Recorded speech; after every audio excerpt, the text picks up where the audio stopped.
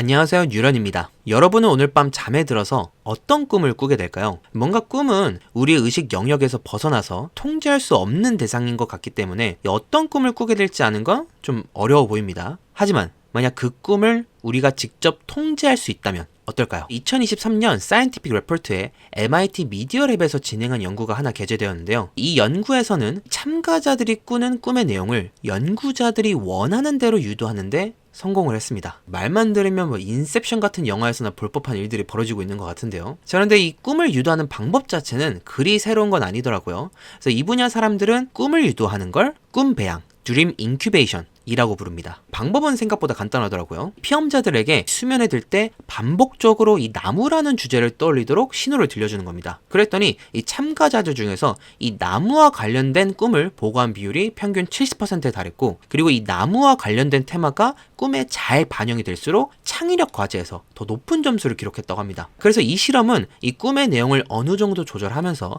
이 꿈의 내용이 창의적인 사고 능력 향상에 기여할 수 있다라는 걸 과학적으로 입증한 첫 번째 통제 실험이라고 합니다. 이 연구를 보면 이 꿈이라는 게 뭔가 미래를 암시하는 신비한 징조라기보다는 뇌의 기능과 연결지어서 관찰하고 재현할 수 있는 창조적 활동이라 볼 수 있는 것 같습니다. 저는 이런 이 흥미로운 실험을 보면 이게 정말 될까? 너무 궁금해서 직접 해보고 싶어지는데요. 그래서 이 영상 말미에 여러분과 같이 이 꿈 배양이 실제로 되는지 같이 체험을 한번 해보도록 하겠습니다. 끝까지 봐주시고요. 그래서 이번 영상에서는 이 꿈과 관련된 이야기를 한번 해볼 겁니다. 제가 최근에 이제 강의를 가면 자주 받는 질문이 몇 개 있습니다. 예를 들어서 제가 전날 이런 꿈을 꿨는데 혹시 이게 무슨 뜻일까요? 아니면 제 꿈에 누가 나왔는데 이게 무슨 의미일까요? 이런 질문을 들을 때마다 많은 분들이 꿈에 대해 정말 큰 관심을 가지고 계시고 본인이 꾼 꿈의 의미? 이런 걸 궁금해 하시는 분들이 정말 많구나 라고 느꼈어요. 그래서 이 뇌과학적인 꿈의夢을 하면 좀 재밌을 것 같다 라는 생각이 들었어요. 그래서 이번 기회에 저도 오랜만에 꿈 해몽에 대해서 검색을 해봤습니다. 요즘 인기 있는 꿈 해몽 중 하나가 오징어가 나오는 꿈이더라고요. 그래서 일단 이 해몽에 따르면 꿈에서 오징어를 잡으면 돈이 들어온다는 뜻이라고 하고, 그리고 이제 바다에서 미역을 건져내면 인생에 장애물이 생긴다 라고 해석을 하더라고요. 자, 물론 과학적으로 보면 이 꿈의 내용과 해몽 사이의 명확한 연결고리를 찾기란 쉽지 않습니다. 그럼에도 불구하고 사람들이 왜 이런 식으로 꿈을 해석하게 되었는지 그 배경이나 의미가 궁금해지기는 하는데요. 그럼 사람들이 자주 믿는 꿈 해몽으로 한번 시작을 해보도록 하겠습니다. 이 가장 유명한 꿈 해몽 중 하나가 바로 이가 빠지는 꿈은 안 좋은 일을 암시한다 라는 해몽이죠. 그런데 신기한 건 이가 빠지는 꿈이 좀 안 좋은 꿈이다, 불길하다 라는 해석이 우리나라에만 있는 게 아니라는 거예요. 전 세계적으로도 이가 빠지는 꿈은 좋지 않은 징조로 받아들여지고 있다고 합니다. 게다가 기원전 11세기에 주공해몽서라는 고대 꿈풀이 책이 있는데 거기서도 이가 빠지는 꿈은 불길한 일로 해석이 되어 있다고 합니다. 그런데 왜 이렇게 보편적으로 사람들이 이가 빠지는 꿈을 불길하게 해석을 할까요? 자, 이와 관련해서 좀 실마리를 줄 수 있는 연구가 하나가 있습니다. 이스라엘 연구진이 210명을 대상으로 진행한 연구에 따르면 이가 빠지는 꿈을 꾸는 건 깨어있을 때 턱이나 치아 주변 근육의 긴장과 관련이 있다고 합니다. 생각을 해보면 우리가 좀 스트레스를 받거나 좀 불안할 때 무의식적으로 좀 몸이 긴장하면서 이런 꿈이 좀 더 자주 나타날 수 있을 것 같기도 해요. 아무래도 몸의 긴장이 턱이나 이제 치아 주변으로 갈 수가 있으니까. 그래서 과학적으로 보기에는 이가 빠지는 꿈을 꿀 때 받고 있는 스트레스나 불안감이 꿈 해석에 반영된 게 아닌가 라고 하는 게 좀 더 합리적인 해석으로 보이기는 합니다. 자, 그리고 이런 꿈 이외에도 흥미로운 점은 전 세계적으로 사람들이 꾸는 꿈의 내용이 꽤 비슷하다는 거예요. 각 나라별로 가장 많이 꾸는 꿈을 조사해보면 대부분 이 5가지 공통된 유형 안에서 크게 벗어나지 않는다고 합니다. 저만 하더라도 무언가에 쫓기는 꿈, 그리고 교실에서 사건이 벌어지는 꿈, 이런 거는 굉장히 자주 꾸는 것 같아요. 그래서 이처럼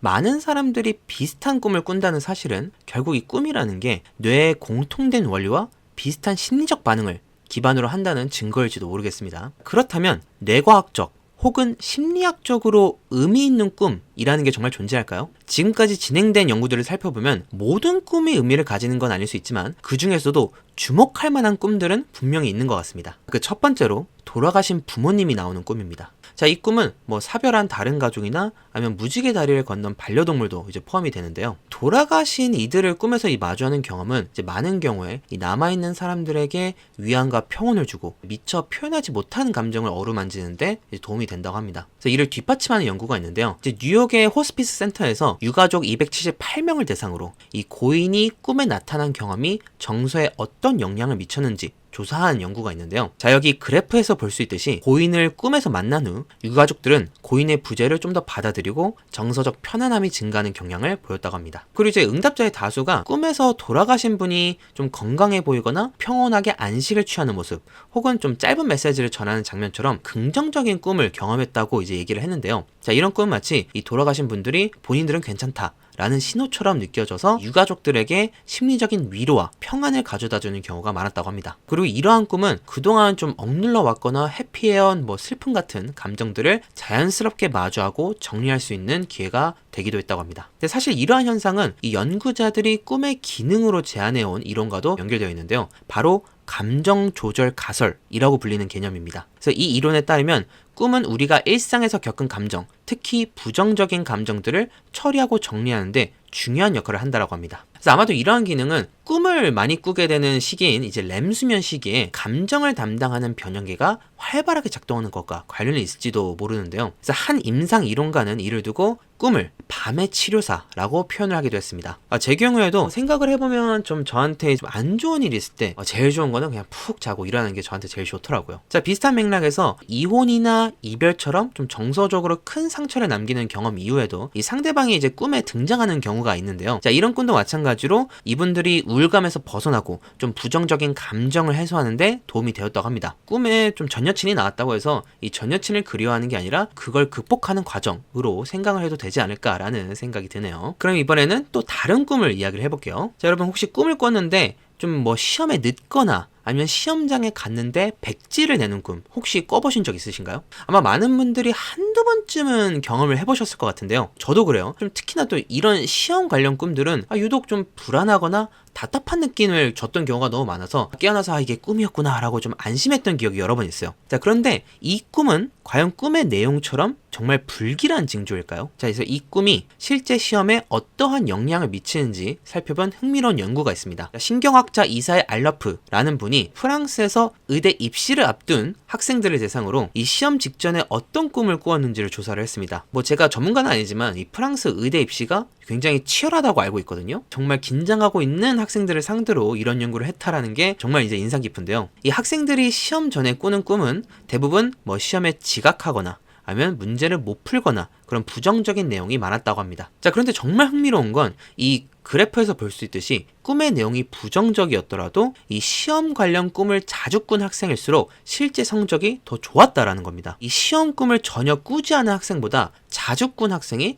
약 20% 정도 더 높은 성적을 받은 것으로 나타났는데요. 연구진들은 이 결과를 이렇게 해석했습니다. 꿈속에서 부정적인 상황을 반복적으로 시뮬레이션 한 덕분에 학생들이 실제 시험 상황에서 좀 더 잘 대처할 수 있었던 거 아닐까라는 겁니다. 그래서 일종의 이 꿈이 심리적 체크리스트 역할을 해줬다는 거죠. 그래서 이와 관련해서 위험 시뮬레이션 가설이라는 꿈의 역할을 설명하는 이론이 있는데요. 자, 이 가설에 따르면 꿈은 진화적으로 발달한 방어 기제인데 수면 중에 실제 위협 상황을 안전하게 리허설을 한다라는 거예요. 그러니까 우리가 실제 상황에서 이걸 겪으면 너무 위험하니까 꿈에서는 정말 그 위협 상황이 아닌데도 리허설을 안전하게 할 수가 있으니까 그걸 바탕으로 시뮬레이션을 돌려보면서 현실에서 생존 능력을 높이기 위한 도구라는 겁니다. 자, 그래서 불안하거나 위기 상황에 대한 꿈은 단순히 그냥 나쁜 예감이 아니라 뇌가 위험을 대비해서 우리를 훈련시키는 과정일 수도 있다라는 거죠. 그리고 꿈과 관련해서 우리가 꼭 눈여겨봐야 될 증상이 하나가 있는데요. 바로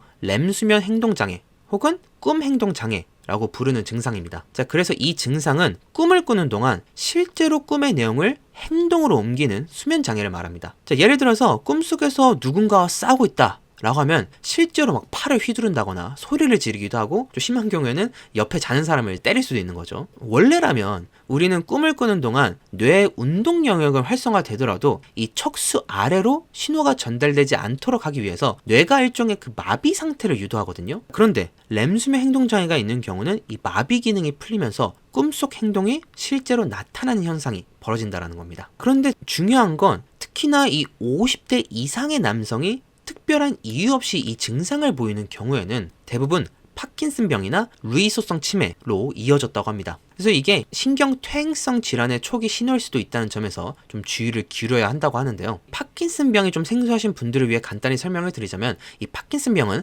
도파민을 만드는 뇌세포가 점차 파괴되면서 발생하는 퇴행성 신경질환입니다. 몸의 근육이 경직이 돼서 좀 이렇게 걷는 것이 어려워지기도 하고요. 이렇게 가만히 있을 때에도 손이 떨리는 증상들을 관찰할 수가 있습니다. 그런데 여기서 생각을 좀 많이 하게 만드는 지점이 하나가 있는데요. 이 파킨슨병 환자들 중 상당수가 이 렘수면 행동장애를 보인다는 사실입니다. 그래서 이건 이른바 역설적 운동성이라는 현상과 관련이 있는데요. 평소에는 좀 근육이 뻣뻣하고 움직임이 느린 파킨슨병 환자들이 이 꿈속 행동이 밖으로 드러날 때에는 오히려 자연스럽고 부드럽게 움직이는 경우가 관찰된다고 하는 거예요. 그래서 이런 현상을 보면 이 파킨슨병과 꿈을 꿀 때 몸의 움직임을 통제하는 그 메커니즘 사이에 중요한 연결고리가 존재하는 건 아닌가 하는 생각이 들게 됩니다. 그리고 이 렘수면 행동장애 환자들은 대체적으로 좀 폭력적이거나 위협적인 내용을 담은 꿈을 꾸는 경향이 강하다고 알려져 있는데요. 그래서 평소에는 그런 꿈을 꾸지 않았는데 갑자기 좀 폭력적이고 위협적인 꿈을 자주 꾸게 된다면은 좀 스트레스 탓으로 넘기기보다는 좀 주의 깊게 살펴볼 필요가 있다고 합니다. 자, 마지막으로 여러분 혹시 악몽은 자주 꾸시나요? 이 어린아이일수록 악몽을 많이 꾸는 경향이 있다고 하는데요. 실제로 어린이는 성인보다 약 5배 더 많은 악몽을 꾼다고 합니다. 자, 그런데 흥미로운 건 이 악몽을 그 어린이들이 그냥 꾸는 게 아니라 자아가 발달하는 과정과 좀 깊은 관련이 있을 수 있다는 거예요. 어린이가 꾸는 악몽은 괴물과 싸우거나 좀 위협적인 존재와 대립하게 되는 내용을 자주 꾸게 되는데, 이게 나라는 존재를 위협하는 요소에 맞서서 자아를 확립해 나가는 심리적 과정으로 해석할 수 있다는 겁니다. 그런데 그 어린이 시기를 지나서 청소년기나 아니면 이제 성인기에도 이 악몽이 좀 자주 반복되면은 우울증이나 불안장애의 추후 경과를 좀 부정적으로 예측할 수 있는 또 신호로 해석될 수 있기 때문에 좀 이제 가볍게 넘겨서는 안 된다고 하는데요. 그래서 우울증이나 불안장애 환자들의 이 악몽을 줄이기 위한 임상적인 방법 중에 하나로 앞서 언급한 꿈 배양 기법을 사용한다고 합니다. 그럼 이쯤에서 우리도 꿈 배양이 정말 가능한지 한번 같이 실험을 해볼까요? 이 임상 현장에서 사용하는 꿈 배양 기법은 꽤 잘 정립이 되어 있다고 해요.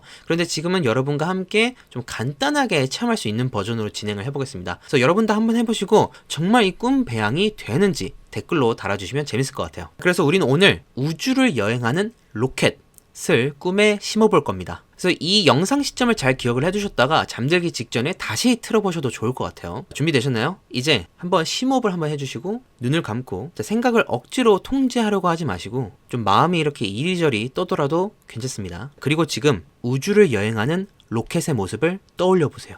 로켓이 천천히 발사 준비를 하는 모습, 탑승하는 장면, 그리고 우주로 날아오르는 그 느낌을 가능한 구체적으로 상상을 해보세요. 그리고 마지막으로 나는 로켓을 타고 우주를 여행하는 꿈을 꾸고 싶어 라고 소리내어 말해보셔도 괜찮습니다. 자, 이렇게 계속해서 이 로켓을 떠올리는 마음을 유지한 채 오늘 이야기를 마무리해보겠습니다. 기술이 아무리 발전해도 이 꿈은 여전히 미지의 영역으로 남아있습니다. 저도 이번 영상을 준비하면서 이 꿈의 세계가 얼마나 신비롭고 흥미로운지 다시금 빠져들게 되었는데요. 준비하다 보니까 꿈과 관련된 이야기들이 생각보다 훨씬 많아서 한편으로는 도저히 다 담을 수가 없더라고요. 그래서 제가 지금 2부를 준비하고 있는데요. 그래서 다음 편에서는 꿈은 도대체 왜 존재하는가, 꿈의 기능적인 측면과 함께 꿈속에서 가능한 일과 불가능한 일들에 대해서 한번 이야기를 해보려고 합니다. 그럼 저는 다음 편 꿈의 뇌과학 2부에서 여러분들을 또 찾아뵙도록 하겠습니다. 그럼 이 영상이 끝나기 전에 지금 여러분들 무슨 생각을 하고 계신가요? 잠들기 전까지 로켓을 떠올리는 것 절대 잊지 마세요.